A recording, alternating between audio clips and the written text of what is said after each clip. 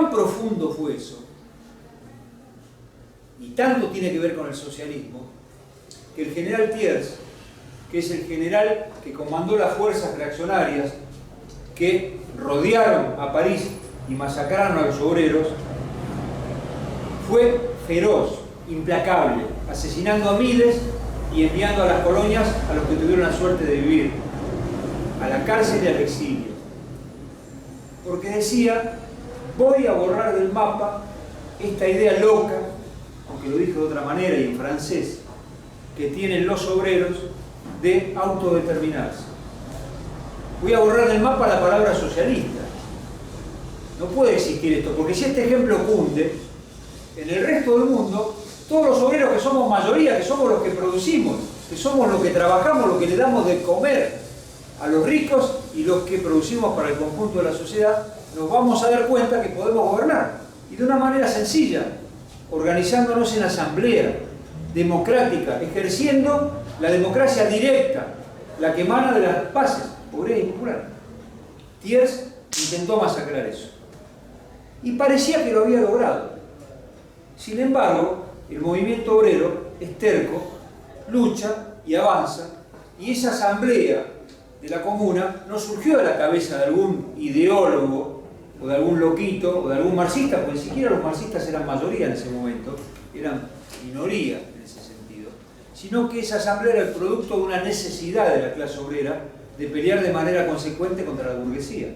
Y además era el producto de una manera de trabajar socialista en los medios de producción, más allá de que el reparto de esos productos no lo sea de tal manera. Y esa manera los ayudó a construirse en la asamblea y a tratar de autodeterminarse. Por eso, en 1905 en Rusia, en un país mucho más atrasado que en Francia, y posteriormente en 1917, resurge esa idea loca de los trabajadores de autodeterminarse. ¿De qué manera? En asambleas, en coordinadoras, en soviets, les dicen los rusos, la palabra rusa, de lo que son asambleas populares, podríamos decir nosotros, de las que hubo acá en Argentina, coordinadoras o una combinación de las mismas. 1905 y 1917. El poder lo tomaron los bolcheviques en el 17, apoyados en los soviets. Todo el poder a los soviets, decían Lenin y Trotsky y los dirigentes de esa revolución. Todo el poder, algo parecido a lo que están haciendo los obreros rusos, que es la Comuna de París. Todo el poder a la democracia directa, decían los bolcheviques, los que hicieron esa revolución. Nuevamente, la burguesía, consciente de lo peligroso que es que los obreros se autodeterminen, se jugó la vida por aplastar esa revolución.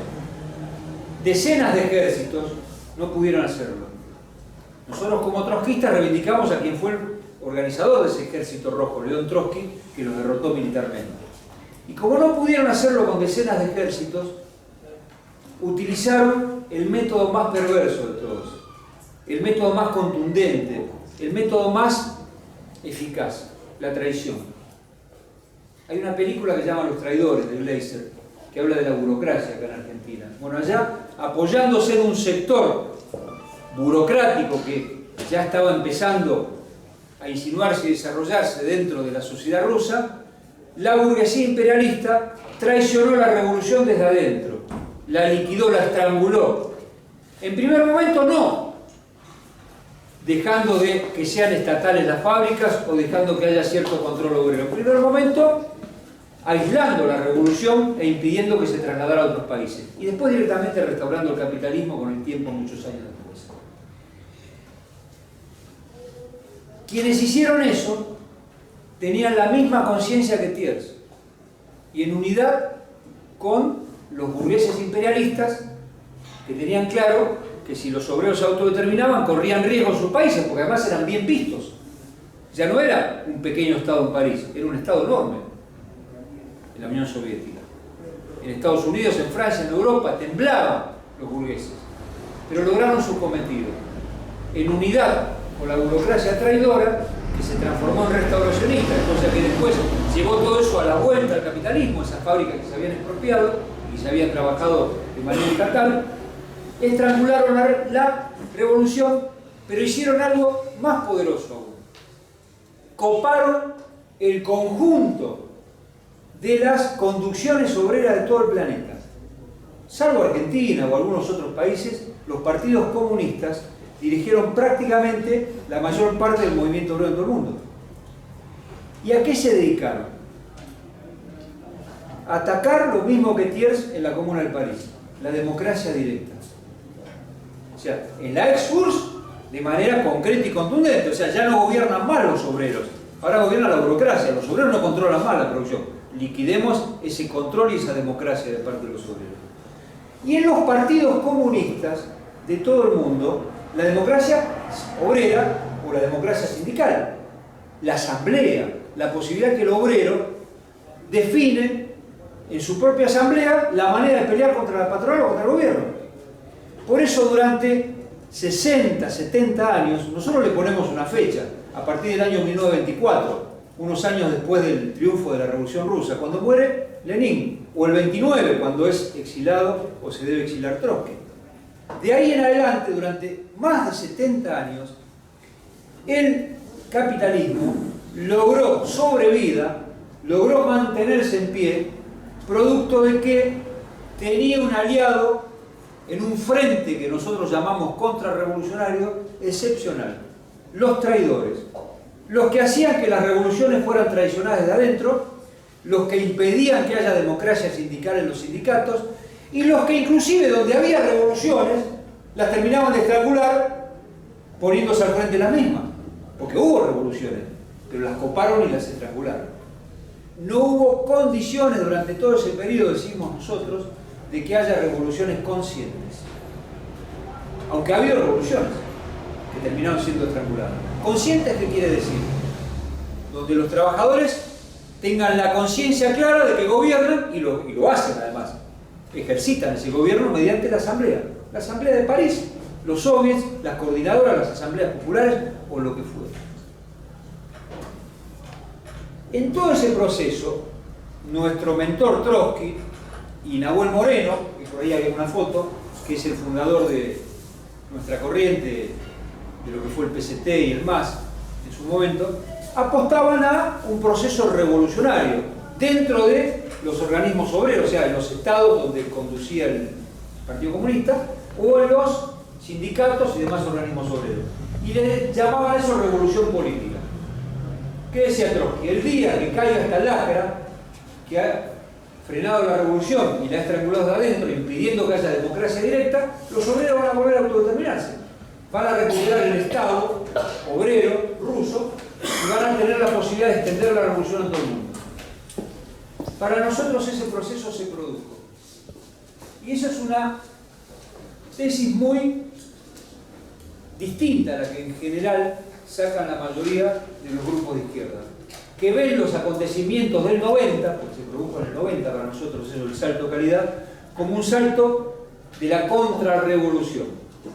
Porque se cayeron los estados obreros deformados, o sea, la ex-URSS, y los que estaban alrededor de la ex-URSS, Yugoslavia, Hungría, etcétera, etcétera, Rumania, y se restauró el capitalismo. Conclusión, hubo una contrarrevolución. Para nosotros el capitalismo ya se había restaurado mucho tiempo antes, a partir de que esta gente se encaramó en el poder y fue retrocediendo el Estado. Pero lo esencial no es eso para nosotros, es que cayeron estas conducciones, se debilitaron de tal manera que no solamente dejaron de dirigir los estados en los cuales estaban al frente, sino que entraron en crisis en todo el movimiento obrero a nivel mundial. O sea, las CGTs, las organizaciones obreras, los partidos de masas, tenían partidos enormes en todos lados, se debilitaron. Y no se debilitaron producto de que se cayeron porque el imperialismo los destrozó. Se debilitaron porque hubo movilizaciones de masas en Rusia, en Rumania, en China fracasó, en Tiananmen, pero en muchos lugares del mundo hubo movilizaciones de millones que los pasaron por encima buscando inconscientemente la recuperación de lo que se había perdido muchos años atrás. ¿Qué era lo que se había perdido? La democracia directa.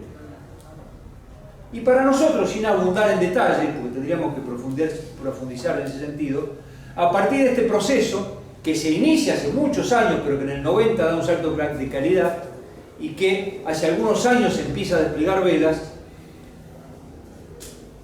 el dique de contención fundamental que tenían las masas en el mundo para impedir que se autodeterminen, que era el estalinismo, que eran los partidos comunistas tradicionales, permitió que el movimiento obrero empiece a recuperar la democracia directa ahí en los organismos sindicales y políticos donde está organizada. Nosotros lo hacíamos a manera de hipótesis hace varios años atrás y lo empezamos a intentar corroborar a partir de los últimos acontecimientos. Por eso decía la compañera, cuando fue lo de la derrota del ejército sionista en la Franja de Gaza, para nosotros se abrió una nueva etapa, una nueva época, una nueva situación, no sé cómo llamarlo, porque el imperialismo estaba en retroceso a partir de la derrota de un estandarte del imperialismo en Medio Oriente, que es el sionismo, y las masas estaban a la ofensiva, y era muy probable que esa revolución que nosotros veíamos de carácter político empezara a expresarse en no solamente asambleas donde los obreros recuperen su palabra y su capacidad de decisión, que ya lo veíamos de tiempo atrás, sino en organismos parecidos a los de la Comuna de París o a los soviets. En el texto programático que nosotros escribimos decimos, la perspectiva que se viene es de asambleas en todo el mundo cada vez que hay conflictos o cada vez que hay revoluciones, donde los obreros ya no van a ser convidados en piedra, sino van a tener la capacidad de autodeterminarse, de decidir, porque tienen un freno, que era el estalinismo, los contrarrevolucionarios, que se ha debilitado, y organismos parecidos a los de la Comuna. Cuando estudiamos el proceso de México y Kurdistán, por eso está la bandera de arriba, Kurdistán, México, dijimos, nos parece que en México y en Kurdistán, que son dos países que están muy lejos uno del otro, se empiezan a dar elementos de esto. ¿Qué es lo que se empieza a dar en México? Asambleas populares. Los campesinos, los obreros rurales, los sectores pobres de infinidad de distritos que empiezan a pelear contra los narcobandas, contra el Estado, los echan al Estado y determinan que se quieren gobernar ellos mismos.